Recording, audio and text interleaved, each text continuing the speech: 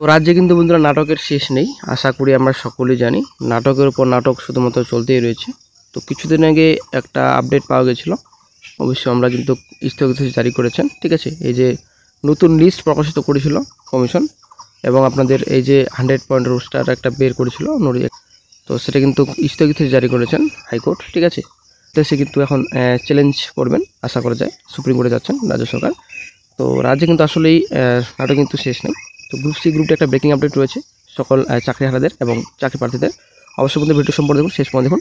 Channel নতুন দর্শক অবশ্যই চ্যানেলটিকে সাবস্ক্রাইব করে সঙ্গে অন্য সঙ্গে রাখবেন প্রত্যেক যে কোনো সরকারি বেসরকারি সবাইকে চাকরির খবর আপডেট পাওয়ার জন্য। তো ওদের চাকরিহারা গ্রুপ সি ও গ্রুপ ডি কর্মীদের ভাতা দেওয়ার সিদ্ধান্ত নিয়েছিল রাজ্য। এই সংক্রান্ত নির্দেশিকায় আপাতত স্থগিতাদেশ দিল কলকাতা হাইকোর্ট। 26শে সেপ্টেম্বর পর্যন্ত রাজ্যের নির্দেশিকায় অন্তর্বর্তীকালীন স্থগিতাদেশ দিয়েছেন বিচারপতি অমৃতা সিনহা। অর্থাৎ আপাতত সরকারের তরফে কোনো ভাতা পাচ্ছেন না চাকরিহারা অশিক্ষক কর্মীরা।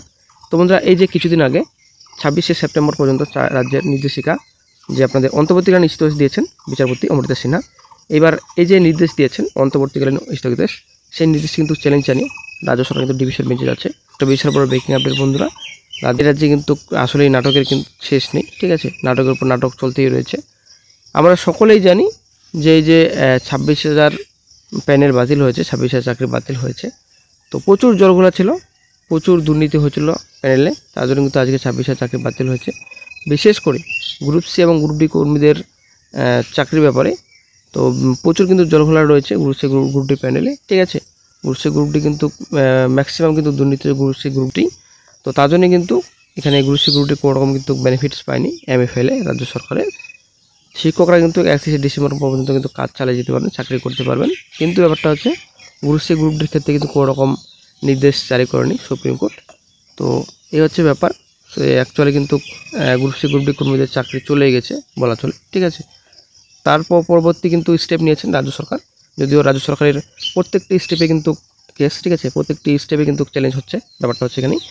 তো একটা স্টেপ নিয়েছেন রাজ্য সরকার যে একটা লাইভলিহুড কি একটা স্কিম রয়েছে, সেই স্কিমের মাধ্যমে চাকরিহারা গ্রুপ সি গ্রুপ ডি কর্মীদের ভাতা দেওয়ার একটা সিদ্ধান্ত নিয়েছিল। গ্রুপ সি কর্মীদের 25,000 টাকা, গ্রুপ ডি কর্মীদের 20,000 টাকা পার মান্থলি দেওয়া হবে ভাতা, ঠিক আছে। তো সেটার বিরুদ্ধে মামলা হয়, মামলাতে স্থগিতাদেশ জারি করে বিচারপতি অমৃতা সিনহা এটা কিন্তু 26শে সেপ্টেম্বর পর্যন্ত বলবৎ থাকবে। কিন্তু সেটাকে চ্যালেঞ্জ জানিয়ে এখন বর্তমানে রাজ্য সরকার ডিভিশন বেঞ্চে যাচ্ছে। তো আসলে বন্ধুরা, এই যে ভাতা ফিরদৌস শামীম স্যার, বিকাশ রঞ্জন স্যার এবং সুদীপ্ত স্যার, তো আইনজীবীরা কিন্তু বলছেন যে এই যে ভাতা যদি দিতেই হয় তবে প্রত্যেকটা স্টুডেন্ট পাবে, প্রত্যেকটা বেকার চাকরি প্রার্থী পাবে। এবং এই যে 2016 সালের প্যানেল, শুধুমাত্র চাকরি হারারা কেন পাবে? চাকরি হারারা শুধুমাত্র কি বঞ্চিত?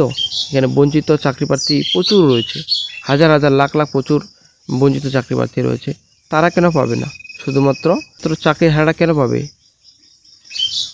চাকরি হারা হয়েছেন তারা কারণ ঘুষ দিয়ে চাকরি পেয়েছেন এবং দুর্নীতি করে চাকরি পেয়েছেন, তাদেরই আপনি আবার ভাতা দিচ্ছেন। এটা একটা আইন বিরুদ্ধে, ঠিক আছে। এই হচ্ছে ব্যাপার। তার জন্য কিন্তু কোর্ট স্থগিতাদেশ জারি করেছেন। এটা আমরা সকলে জানি, এটা কিন্তু আইনের কিন্তু বিরুদ্ধে, ঠিক আছে। ভাতা কেন দেবে? ভাতা দিলে সবাইকে দিতে হবে, শুধুমাত্র চাকরি হারারা কেন পাবে? তারা তো ঘুষ দিয়ে দুর্নীতি করে চাকরি পেয়েছে। তারা দুর্নীতি করে ঘুষ দিয়ে চাকরি পেয়েছে, তাদের বেতন ফিরিয়ে দেওয়ার নির্দেশ দিয়েছে সুপ্রিম কোর্ট। কিন্তু রাজ্য সরকার ভাতা দিচ্ছে, এটা কি মানা যায়? তার জন্যই কলকাতা হাইকোর্ট নির্দেশ দিয়েছেন যে আপাতত স্থগিতাদেশ থাকছে 26শে সেপ্টেম্বর পর্যন্ত। তো সেটার বিরুদ্ধে মামলা করছে রাজ্য সরকার। আসলে বন্ধু, নাটকের শেষ নেই। তো বন্ধু, নতুন নিয়োগের বিজ্ঞপ্তি কিন্তু প্রকাশিত হচ্ছে খুব শিগগিরই গ্রুপ সি গ্রুপ ডি কর্মীদের। তো যদিও এটা একটা খবর পাওয়া যাচ্ছে যে মোটামুটি বৃহস্পতিবার, সামনে বৃহস্পতিবার মধ্যে কিন্তু বিজ্ঞপ্তি জারি হতে চলেছে গ্রুপ সি গ্রুপ ডি কর্মীদের। এটা যে কতটা সত্যি যে বৃহস্পতিবার মধ্যে বিজ্ঞপ্তি প্রকাশিত হবে, সেটা কিন্তু আসলে একটা সন্দেহ। কারণ ব্যাপারটা হচ্ছে এখানে এর আগেও কিন্তু বৃহস্পতিবার মধ্যে বিজ্ঞপ্তি প্রকাশিত হওয়ার কথা।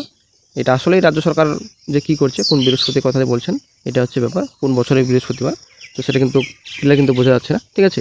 তো সামনে বৃহস্পতির মধ্যে কিন্তু বিজ্ঞপ্তি জারি হওয়ার কথা গ্রুপ সি গ্রুপ ডি কর্মীদের। দেখা যাক কী গুরুত্বপূর্ণ আপডেট নেক্সটে পাওয়া যায়। তবে ব্যাপারটা হচ্ছে এখানে ওবিসি মামলা কিন্তু এখানে অত্যন্ত গুরুত্বপূর্ণ। কারণ এই যে রিসেন্ট 35,000 প্লাস শূন্য পদে যে শিক্ষক নিয়োগের বিজ্ঞপ্তি প্রকাশিত করেছে রাজ্য সরকার, তো সেটা যে নোটিফিকেশন রয়েছে 100 পয়েন্ট রোস্টার রয়েছে, সেটা কিন্তু এই যে কিছুদিন আগে স্থগিতাদেশ জারি করলো রাজ্য হাইকোর্ট। তো সেই স্থগিতাদেশ কিন্তু মধ্যে পড়ছে এই নোটিফিকেশন 35,000, ঠিক আছে।